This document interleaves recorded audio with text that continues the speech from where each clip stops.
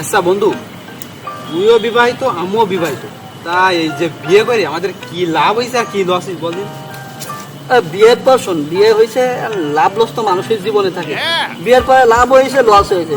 তো যেমন লস ধর, এই মনে কর বিয়ের পর যে প্রথমে যে লস গুলো আছে সেইগুলো বল।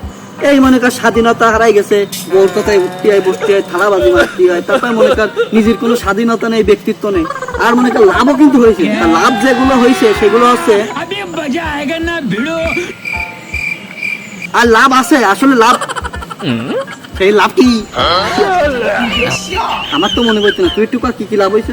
আচ্ছা তুই যখন পাচ্ছিস না আমি বলছি লাভ হয়েছে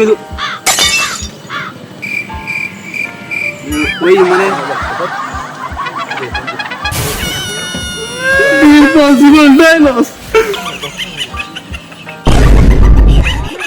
কি করবা?